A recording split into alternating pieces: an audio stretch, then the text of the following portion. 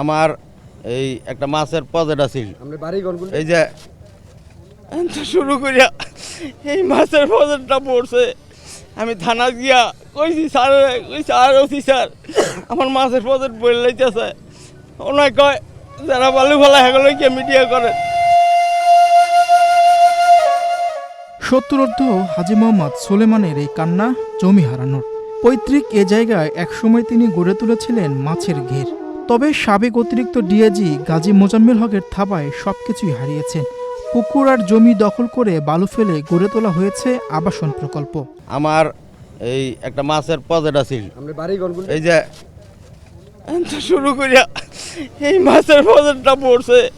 আমি থানা গিয়া কইছি স্যার অফিসার আমার মাছের প্রজেক্ট বলে লাইতেছে।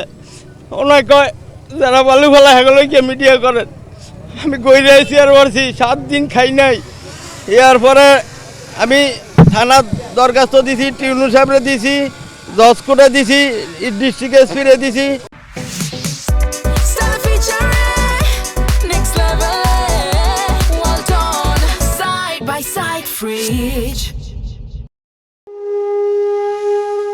নিজের ভিটেমাটি হারিয়ে 7 থেকে 8 বছর ধরে মানুষের দ্বারে দ্বারে ঘুরছেন হাজী মোহাম্মদ সুলেমান।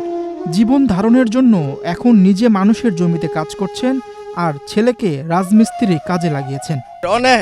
আমি নিজেও কাম করে খাই, আমার এক পোলা এই পোলা রাজমিস্ত্রি কাম করায়, হেলমেরি করে মাছ খাই। আমি কেন দুনিয়ার ভিতরে কেন বিচার চাই? এই বিচার চাই, আমি বিচার চাই। আমার জায়গা আমি খাইতে তোমরা এটা কোন আইন? এই আইনে কেন কি দুনিয়ার বিচার নাই? এই দুনিয়ার সবাই কয় আইনের কাম আইনের লোকে করে, তো আইনের লোকে বেআইনি কামরা কেন করে? এটা আপনারা দেখেন সব জনগণের জায়গা না কিনে ওই বালু ফালায় বয়ে রয়েছে। কিনা নিয়ে হারা দরকার হইলে তো এটা দরকার, কিনা নিয়ে হারা বালু ফালাক না নিয়ে কিনা না নিয়ে ওই হারা বালু ফালাই দিয়া আমগো বাড়িঘর শুদ্ধা দখল করে বয়ে রয়েছে। শুধু হাজী মোহাম্মদ সুলেমান নন, তার মতো হাজার হাজার মানুষের জমি দখল করে আনন্দ পুলিশ হাউজিং সোসাইটি গড়ে তুলেছেন সাবেক অতিরিক্ত ডিআইজি গাজী মোহাম্মদ মোজাম্মেল হক। ব্যক্তিগত কোম্পানির নামের সাথে পুলিশ শব্দ ব্যবহার করে সাধারণ মানুষের বিপুল পরিমাণ জমি দখল করেছেন।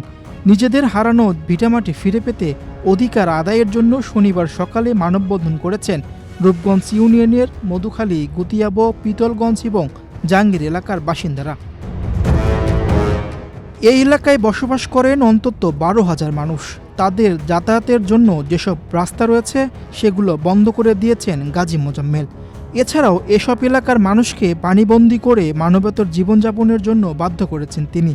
রাস্তা বন্ধ করে দেওয়ায় ইউনিয়ন অফিস কিংবা হাসপাতাল কোনো দিকে যেতে পারছেন না এসব মানুষ। ব্যক্তি মালিকানার পাশাপাশি সরকারি খাস জমিও দখল করে বালু ভরাট করেছেন। এখানে আনন্দ হাউজিং নামে একটা প্রকল্প, আসলে এই প্রকল্পটা মানুষের জমি কিনে নিয়ে প্রকল্প করে। উনি জোরপূর্বক অনেক জমি দখল করেছে, আমিও একজন ভুক্তভোগী। উনি যে জমিগুলো প্রকল্পটা করেছে, আবাসনটা করেছে, এখানে আমাদের 4টি রাস্তা বন্ধ করে দিয়েছে। 4টি রাস্তা বন্ধ করে দেওয়াতে আমাদের এলাকা থেকে আমরা থানায় যাইতে পারি না, হাসপাতালে যাইতে পারি না, উপজেলা পরিষদে যাইতে পারি না, আমরা ভূমি অফিসে যাইতে পারি না।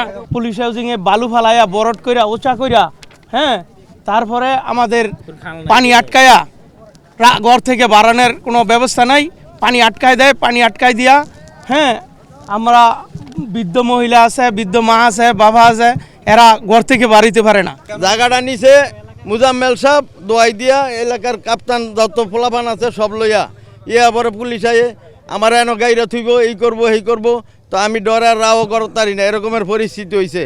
এই যে এই পর্যন্ত এত কিছু করলাম, কোনো জায়গাত বিচার পাইলাম না। আমি পর্যন্ত এই সিআইডির টিম পর্যন্ত আমি এনে আনছি, মানব অধিকারের পুরা টিম আনছি, কোনো হানো বিচার পাই না। আমার তো সারা বিশ্বে দেখছে, তারপরে কেন বিচার পাই না? বিচার কেন পাই না? আইনের লোকে কেন বেআইনি কাজ করে? ওনায় আমার জায়গার মধ্যে আমি প্রজেক্ট করছি, ওনাই কেড়ে আমার প্রজেক্ট বইরা এই বালু ফালায় আমার অত্যাচার করা মানে। রাষ্ট্রের আইন শৃঙ্খলা রক্ষার দায়িত্ব পালনের শপথ নিয়ে পুলিশে যোগ দিয়েছিলেন সাবেক অতিরিক্ত ডিআইজি গাজী মোজাম্মেল হক। কিন্তু পুলিশের পোশাকের আড়ালে সেটিতে কালিমা লেপন করেছেন দুর্নীতি, লুটপাট আর দখলের সাম্রাজ্য করার মধ্য দিয়ে।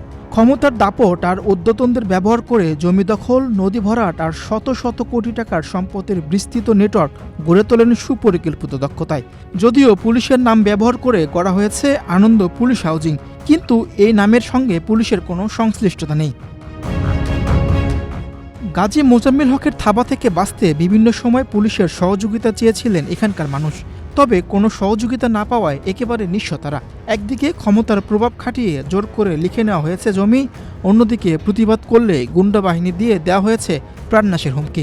আমাদের সমস্যা হইল, আমাদের বাপদাদার পূর্বপুরুষের অনেক জায়গা সম্পত্তি ছিল, বালু বরট করছে তারা, টাকা না না দিয়া জোরপূর্বকভাবে অনেক কিছু করছে এরা, মানে শুধু অত্যাচার আর অত্যাচার। এই যে আমার একটা জায়গা 14 শতাংশ, এমন অনেক জায়গা আছে, এই জায়গাটা বেশি নেই আমি। আমার এসপি মোজামেল সাহেব আমার নিচে বেচতাম আদা মূলায় জায়গা, এই বাউন্ডারি দিয়া আদা মূলায়। দুই ভাই পুষ্কুরি, এই পুষ্কুরি মাঝে 6 বছর মাছ, 6 বছর মাছ আমার মাইরা ধরে দিছে গা, আবার জোরে বালু ফলাই দিছে আর এই জায়গার মাঝে। আমাদের যাদের জমি আছে, আমরা তো আমাদের জমিতে আসবে, এটা হ্যাঁ আমাদের ন্যায্য অধিকার, আমরা জমির মালিক। তো আমরা জমিতে আসলে ওরা বিভিন্ন প্রকার বাধা দেয় পুলিশ, এবং আমাদেরকে বিভিন্ন মামলা দেয়, মামলা দিয়ে তারপরে থানায় নিয়ে যায়, থানায় নিয়ে আমাদেরকে বিভিন্ন মামলা হয়রানি এবং জেলও খাটাইছে। লুটের সাম্রাজ্য গড়ে তোলা সাবেক অতিরিক্ত ডিআইজি গাজী মোজাম্মেল হকের কাছ থেকে নিজেদের ভিটামাটি বাঁচাতে খুব আশা নিয়ে মানববন্ধন করেন এলাকাবাসী। তবে তাদের সেই অধিকার আদায়ের মানববন্ধনে বাধা দেয় পুলিশ, যদিও বাধা দেওয়ার বিষয়ে কোনো সদুত্তর দিতে পারেনি এসআই হারুনুর রশিদ। জানতে পারছি এখানে ব্যারিকেড হচ্ছে, এখান থেকে ভিতরে জানানো হয়েছে যে আমার উদ্বোধন করতে বলছেন যে রাস্তা থেকে ব্যারিকেড দিচ্ছে, যান চলাচল করতে পারতেছে না।